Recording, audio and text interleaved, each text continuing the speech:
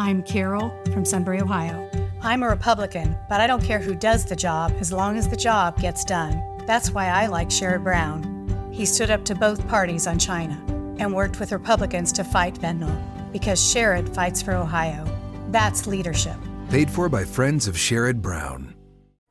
Deciding which credit card or loan is right for you is like trying to choose where you want to eat for dinner. Except when you finally get to the restaurant, the menu's riddled with jargon that no average foodie could understand. So at Credit Karma, we keep things simple. We show you personalized recommendations that align with your money goals and help you turn the confusing fine print into terms you can actually understand. And as a cherry on top, we provide a detailed overview for a new card or loan before you apply. That way, we can help you make decisions faster and with more confidence. Download Intuit Credit Karma today to get started.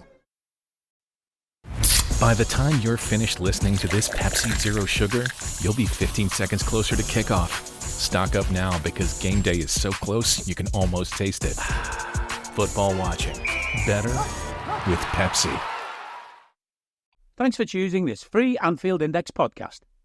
If you'd prefer to listen to this or any of our other shows without adverts, then now's the time to check out Anfield Index Pro. With AI Pro, you can supercharge your entire listening experience. You'll not only get all of our podcasts without the ads, but you'll have them far faster with our Quick Publish feature available exclusively for subscribers.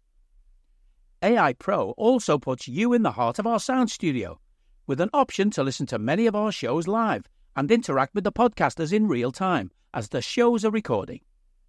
Upgrading couldn't be easier. AI Pro is available on all popular podcast platforms. Just head on over to AnfieldIndexPro.com and get started today. Hey guys, hope you're all well. Welcome back to another episode of Euro Incision, where myself and my co-host Guy Drinkel will dissect all of the European action in the big league, shall we say. And yeah, lots of action, and the Reds are still winning. It's all good. Lots of underdog stories as well. So we are going to do our best to discuss all game week 3 action. Guy, welcome back. It's good to be back. I'm almost awake. It's great. Wonderful. Caught you at the perfect time. Yeah, international football's over and we're getting straight into the big stuff, Champions League football. So let's talk about Leipzig 0, Liverpool 1. What did you make of this one, Guy? Because Klopp had to make a slot. We will get there. It was the Klopp derby, to be fair, Leipzig and all that. I was quite shocked that he wasn't there, to be fair. I thought he'd be there. I don't know. Maybe I'm just really, really sentimental and stupid like that. But he wasn't there. Maybe it was a good thing. Don't take the shine off things. But Slot did make some changes. Mac was back. Nunez in for Jota, obviously. And Shimikas in for Robbo. What did you make of it?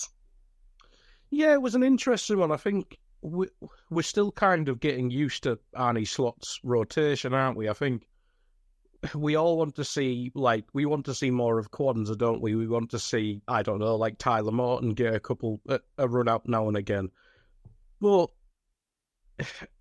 I think the most important thing is the fitness of our key players. Like, if Konate is finally getting over these injury issues that have plagued him for his entire time at Liverpool, and it's due to the fact that he's playing every 3 to 4 days and the training's a bit easier than it was under Klopp, let it ride, because on the back of Van Dijk and Konate, we can get to super high heights here. Like, these two are just going to be the core of our team. Them two are just so dependable, and as long as they stay fit, I'm not too bothered. Like, Kwanzaa's only young.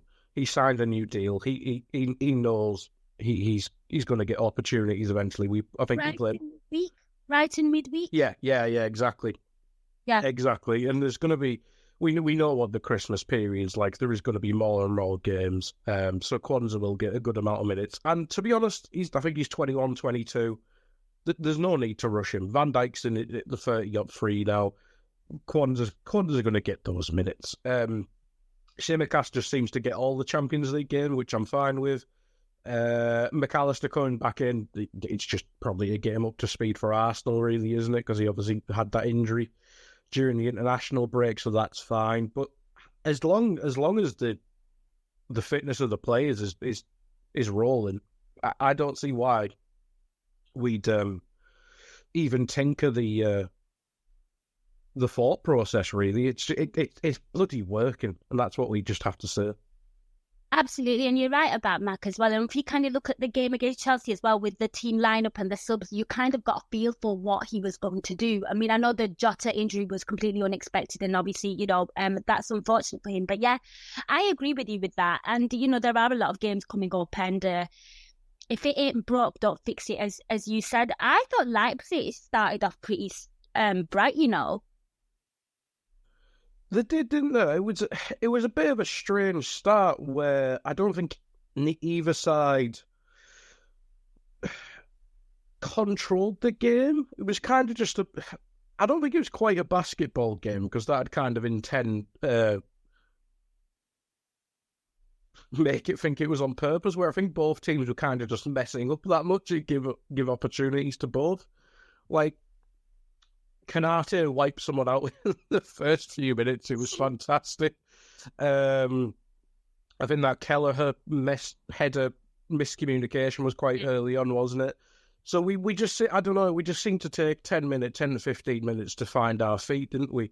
And they could have scored, but other than the Sesko one on the Kelleher header, there wasn't really any big opportunities. I don't even think that's just a big opportunity, just the fact that it was an open goal, wasn't it?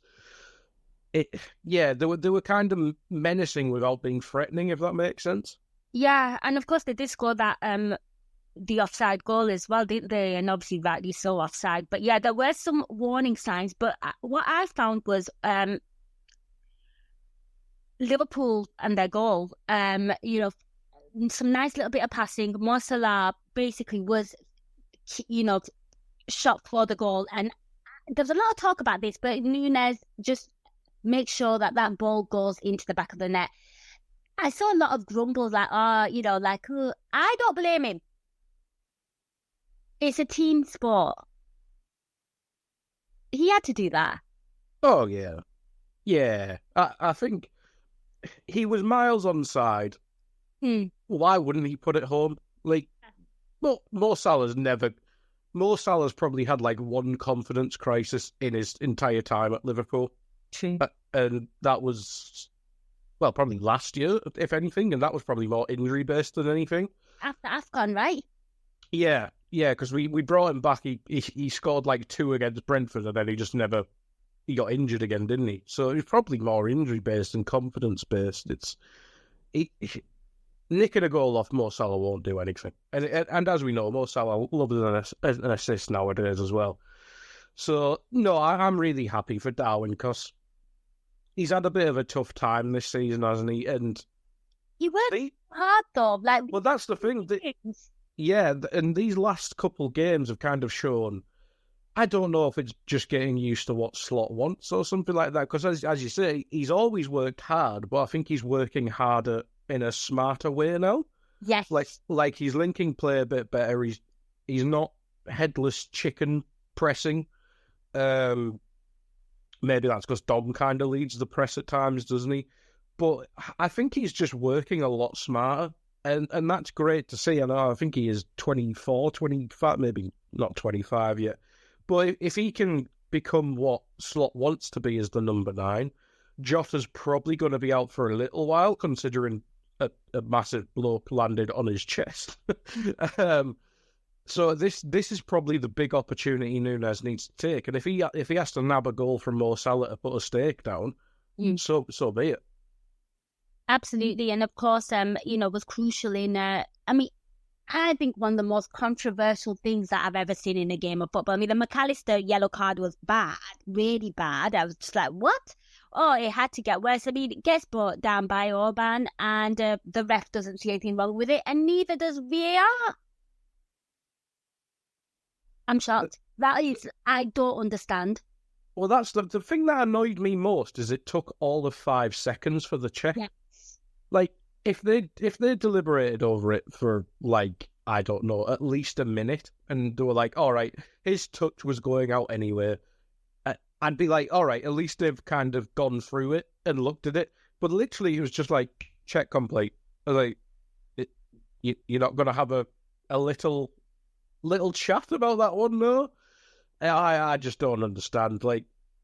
it's bad enough the ref didn't give it, but the fact that they took all the 3 seconds to just instantly go, yeah, ref was right, move on. It's like, well, he's clearly been fouled. He's clearly been been touched at least, if that's the right word. It's just to give it all of that 3 seconds to discuss. It's God, it seems like amateur hour, and we kind of had a bad ref the last Champions League game, so it's not really a good sign for the refereeing pool outside of England, considering what we deal with week to week. It is very true. Like, we complain about the Premier League, and then obviously in Europe we're getting our pick of probably the worst that you could possibly get. But yeah, I found that absolutely shocking as well. And you're right, actually, I completely forgot that it did take 3 seconds for them to even look at it as well, and just to completely like bypass it and be like, yep, carry on. And I think it's just it gets you as a supporter really annoyed and angry at it. Having said that, with the Liverpool goal and everything, I felt like we took the sting out of Leipzig. I thought in that first half, I was just watching us and I was thinking, we had some great chances, some good chances. And I felt like they kind of, shrunk a little. And I think it could, I know they're doing well in the league, but I know like they are really struggling in the Champions League. They have had some really tough opposition, to be fair. Yeah, when you look at the team, it's chock full of talent, isn't it? I think Sesko, Openda doesn't know the offside rules, so maybe not. we've got enough of that. But Xavi Simons is obviously a big talent who's kind of having a weird career permanently out on loan from PSG. But even the defence, we've been linked with Lukeba, obviously. There is plenty of talent there, and where are they? They're on the same points as Bayern in the Bundesliga. They've only conceded 2 goals this season, and to be fair, you can kind of see why. But at the same time, we probably should have scored at least 2 or 3 if we got the penalty, especially. So maybe the Bundesliga is just kind of a bit bad at the minute. Because, we'll come on to the Bayern game, but yeah, it was a really strange game. But yeah, I think you're right. After we scored, there was certainly probably a 40-minute, probably till the subs, when the game kind of changed back, didn't it? It was just very. I don't think we were at our best in terms of controlling the game, but I think we were just superior. Like we kind of limited them to clear offside chances. We had a few chances, like Gakpo should have scored where their defence kind of tackled each other, and it was a bit weird. But there was always that, we always seem to kind of mess up the last pass or Tsimikas shooting for whatever reason in the year 2024, which is never good. But yeah, I think we were really good for that kind of middle third of the game. We were just superior, I think. Yeah, you kind of touched on Openda there. 2 offside goals, and then that absolute, pretty much threw on goal and decides to pass. Oh, fantastic. We love to see it, but my word, to summarise a player's performance there. But speaking of player performances, I think we have to give a shout out to our goalkeeper and theirs as well. But I thought Kelleher had a really decent game after, that little bit of the wobbler that you spoke about earlier on in the game. The random header where he could have been beat. But I thought made some really crucial saves in that game. The time for holiday hosting is upon us, so make your second bathroom second to none with HomeDepot.com's best savings of the season. Right now, enjoy up to 40% off select online bath. Find the latest on-trend styles of vanities, faucets, showers, tubs, toilets, and more, all at prices that will let your budget relax right along with you and your beautifully renovated bath. Get up to 40% off select online bath plus free delivery at the Home Depot. Subject to availability, see HomeDepot.com/delivery for details. Whether you're ordering wings for the game, whipping up a 7-layer dip, or ordering pizza, there's something about football that makes you want to eat. And this football season, Uber Eats has the best deals on game day food. No matter what you're craving, from 2-for-1 pizza to buy one, get one wings, Uber Eats will be dropping new deals each week, all season long. Uber Eats, official on-demand delivery partner of the NFL. Order now. Terms and conditions apply. See app for details. At Sierra, discover great deals on top brand workout gear, like high-quality bikes, which might lead to another discovery. Getting back on the saddle isn't always comfortable. Good news is Sierra has massage guns. And chafe wipes, too. Discover top brands at unexpectedly low prices. Sierra, let's get moving. When you need mealtime inspiration, it's worth shopping Kroger for thousands of appetizing ingredients that inspire countless mouth-watering meals. And no matter what tasty choice you make, you'll enjoy our everyday low prices. Plus, extra ways to save, like digital coupons worth over $600 each week and up to $1 off per gallon at the pump with points. So you can get big flavors and big savings. Kroger, fresh for everyone. Fuel restrictions apply. Yeah, absolutely. I don't think he had any massive saves to make, but considering the goalkeepers we had before Alisson, having a dependable goalkeeper is something we can. Too as well. I think that's what we shouldn't overlook. That the fact that we are like Alisson's out, and now any other decade, any other period where my number one keeper's out, like say Reina, for example, who was, in my opinion, one of the best goalkeepers I ever saw in my Liverpool support. And if he was out injured and, his second comes in, like, I'm worried. And Alisson being out for, as many injuries that he has, I'm so glad we didn't let this guy go. Yeah, it's a weird one, because coming into the summer, I was like, I kind of want Kelleher to go for his own sake. Yes, I get that. But he gets a decent amount of minutes, because Alisson is an injury-prone goalkeeper at this point, sadly.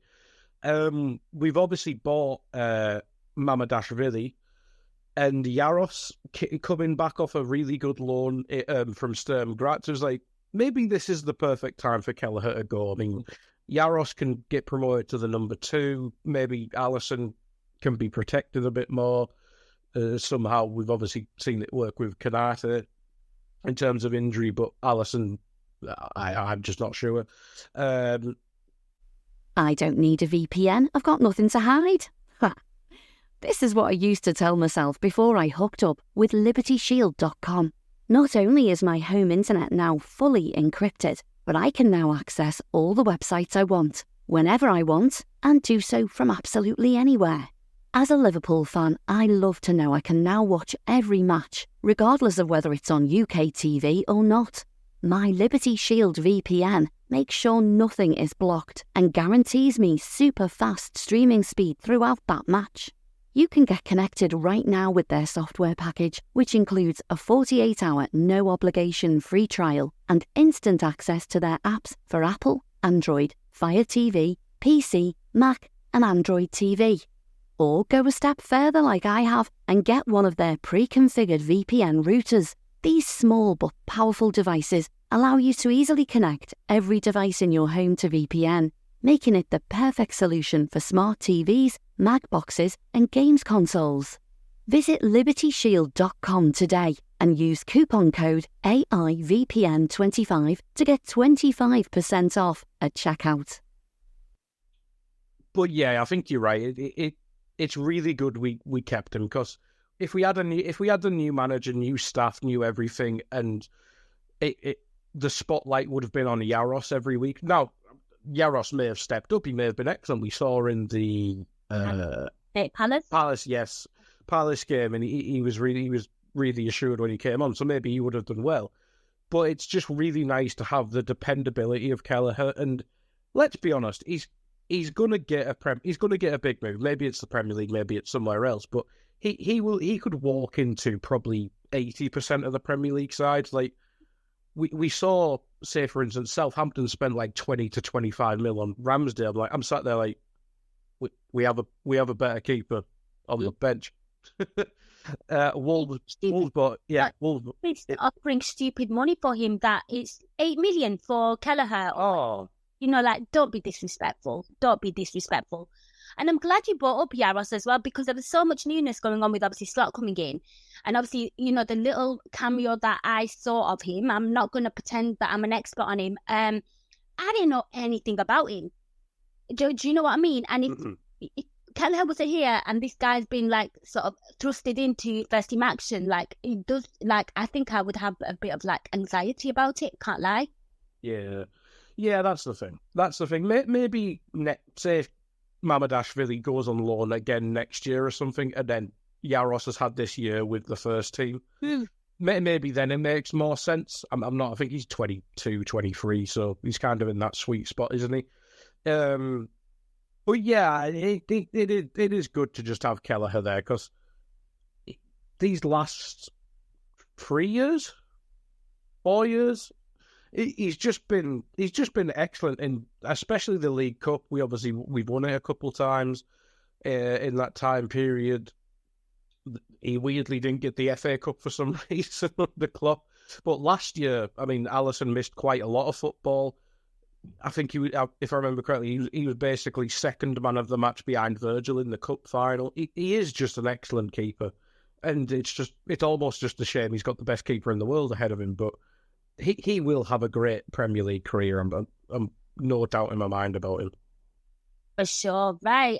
For me, I was just a little bit like you spoke about the subs, and obviously Slot had to make those subs because we have Arsenal on Sunday, so he had to make those subs. And I think just in like maybe the last 15 minutes, and I think Slot touched on this as well, was where maybe it did turn a little erratic for us. But I still love the fact that the defense was still kind of tight. I felt like Virgil van Dijk and Konate were absolutely important and crucial in that phase.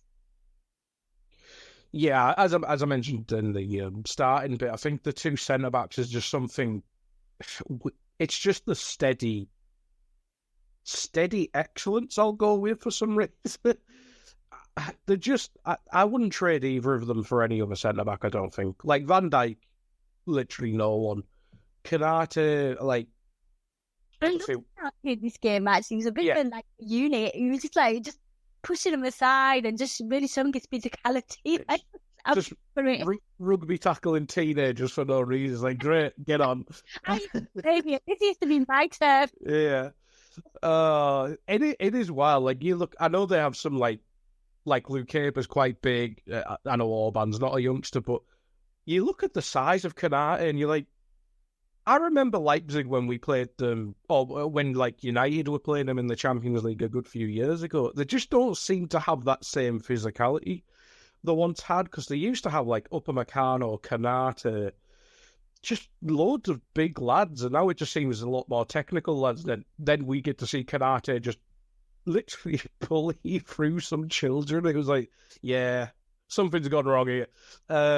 Got on your roots. Yeah. Yeah. But no, the two centre-backs were excellent throughout. I think when we made the changes, Robertson looked a bit lost at times. The midfield probably didn't help because Jones and Szoboszlai were kind of playing on each other's toes. It was a bit strange.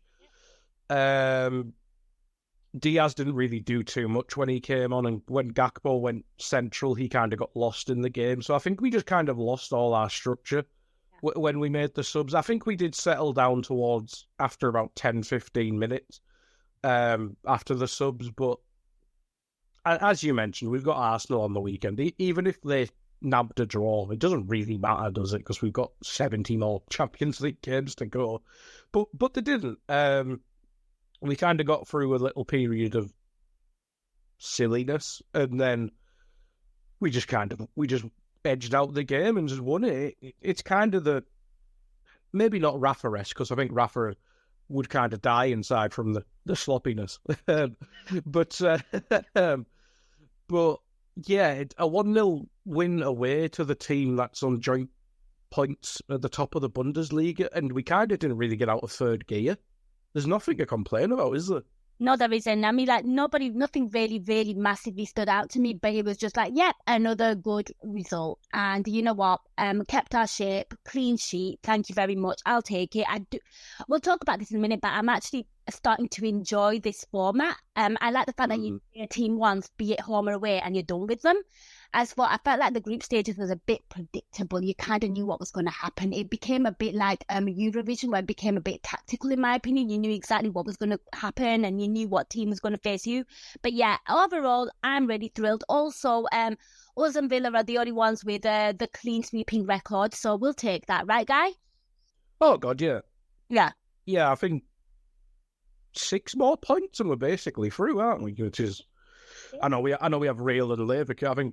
I don't know which order it is, but we have Real and Leverkusen next. But if we get 4 points out of that, fantastic. Yeah, we'll take it all day, every day. Let's move on to another Premier League side. I just feel like this is just like meh. Man City 5, Sparta Prague 0. I guess the only fascinating thing about this was maybe Foden got the goal in the first half and then Man City just completely washed them apart in the second. The goals there. I mean, like, yeah, I there's nothing really more to say. I just feel like, obviously, they played Inter and that was their big test. And, Inter put on a real solid defensive performance. But, like, you're just doing Man City things in the Champions League against very, very below par opposition, in my opinion. That's just my takeaway from it. Yeah, it's weird they're playing in the Europa League at the minute, isn't it? It is. But no, I think Foden's goal was like in the first couple of minutes, and you're like, well, that's over. Like, if any neutral was watching that game over, say, Bayern v Barca, not Barca vs Bayern, I should say, I'm guessing they swapped over quite quickish, because unless you're a City fan, I just don't understand why you'd watch them. Yeah. The Spa. It's just no interest. I think the only thing I say is Haaland shouldn't be able to do that considering his size, because that Kung Fu kick thing was... I know he's done it a few times in the past. I think he did it against Dortmund last year. I couldn't describe it. I was trying to write... Yeah. I just couldn't describe what he did. He's just... Yeah.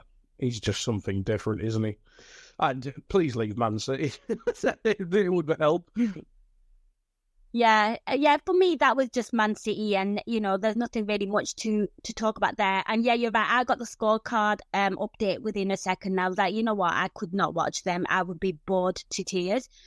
Although, I think up next, they've got to play Sporting Lisbon away. That could be a fun one. Well, hopefully a little test for them. Let's see what happens there. But you kind of touched on this one.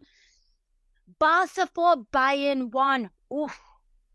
Vincent Kompany, what is happening there? I mean, talk to me about this one, because I think, Rafinha was probably the star of the show here.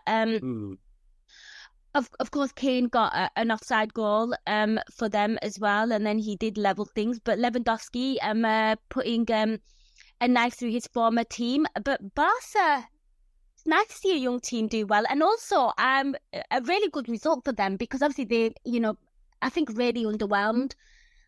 Also really massively underwhelmed in the Champions League in recent years. This was probably a big test for them, and for them to kind of put in that result and performance, good for them. Well, that's the thing. They lost to Monaco last time out, didn't they, if I remember correctly? Yeah, it was the Thursday game, wasn't it? United. Yeah. Yeah, it was really strange. I think they won 2 games, and it's just a really, like, you beat Bayern, you beat Young Boys, everyone's beating Young Boys, and you lose 2-1 to Monaco. Now, I know Monaco are doing well in the French league, and Monaco sat 4th in this Champions League table, to be fair to them. But you just sat there and you're like, Bayern have beaten Barcelona every time for like the last 10 years. Yes, they have.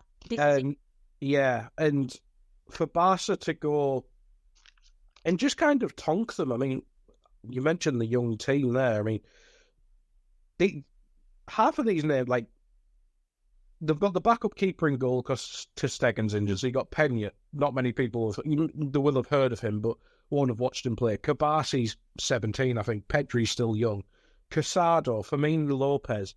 Like, they're playing against... I know Bayern have got a few injuries, but they're playing against Bayern Munich with some unknown and some La Masia graduates, and you're beating Bayern Munich 4-1. With the team that Bayern have as well, the likes of, Elise was playing, Kane was playing, Muller was playing, experience, quality, everything. And then also the subs that they were allowed to make as well, bringing on Musiala and the likes. It's... With Uber Reserve, good things come to those who plan ahead. Family vacay? Reserve your ride as soon as you book your flights. To all the planners, now you can reserve your Uber ride up to 90 days in advance. See Uber app for details.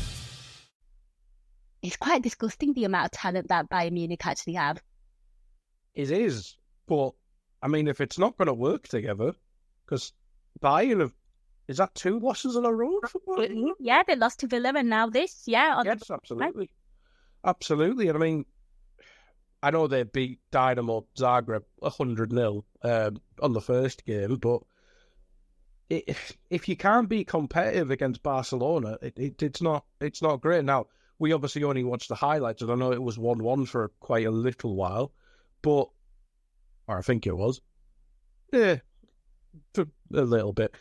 It's not great, especially as we mentioned. There's so much experience in that Bayern side. They should be able to manage. Let's be honest, a team of children, a midfield of children. Like, not to disrespect Pedri, because Pedri's one of the best midfielders in the world, but your big new signing shining Paulinho. I know he's playing because of injury to Pavlovic at the minute.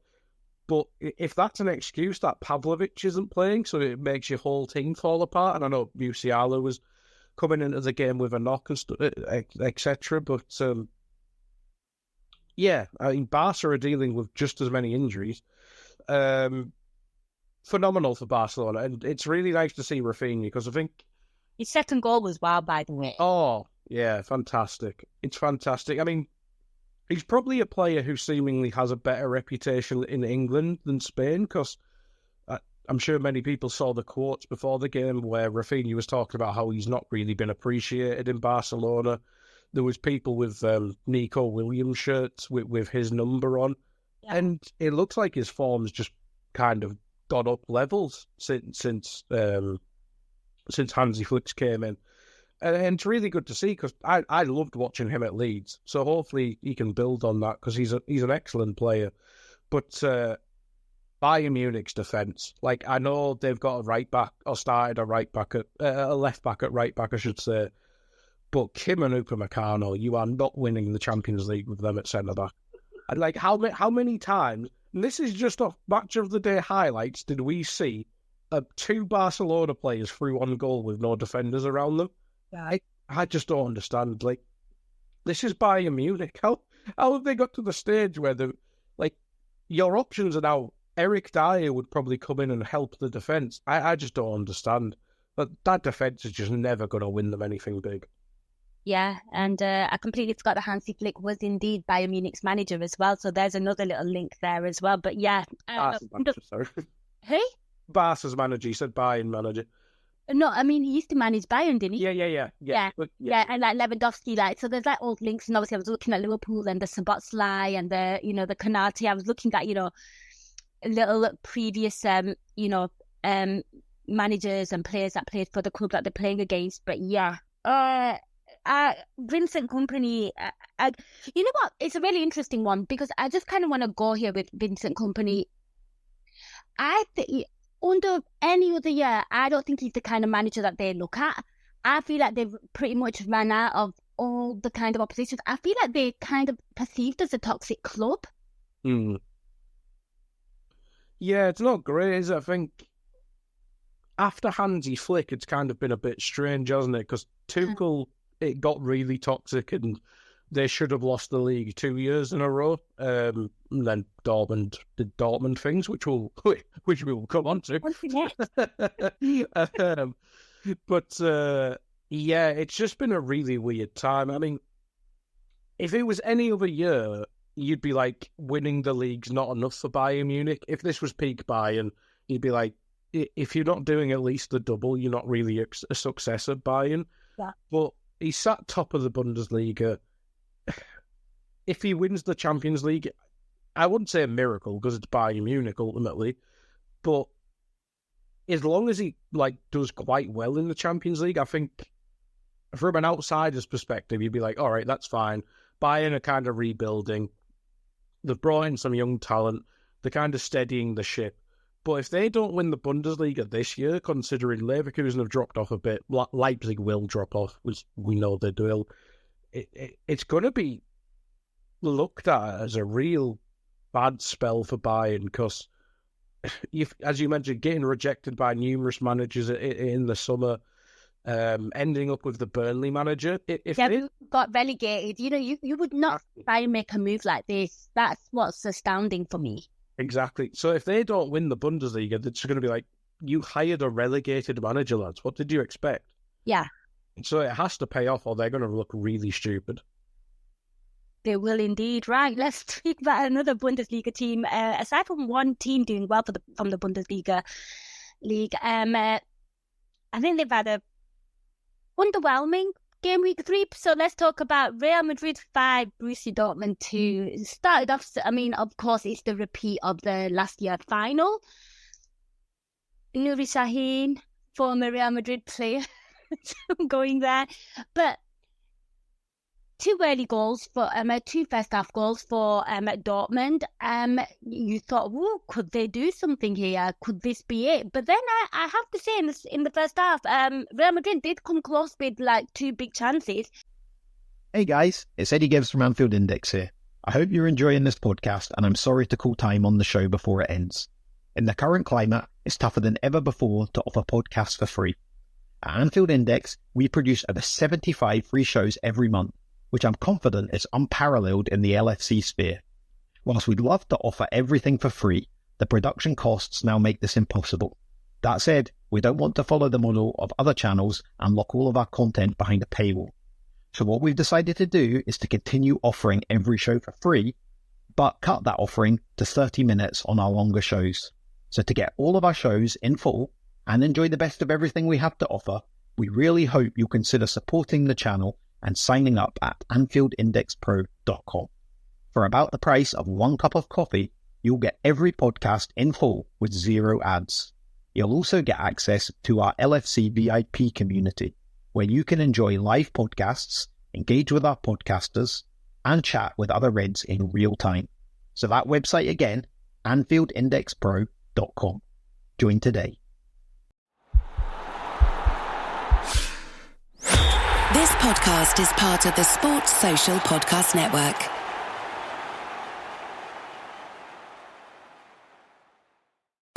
Is the Chicken Big Mac still a Big Mac? It's got 2 chicken patties, the pickles, the lettuce, the cheese, the sesame seed bun, and it's got the sauce. It's not a Big Mac. Get it while you can. At participating McDonald's for a limited time.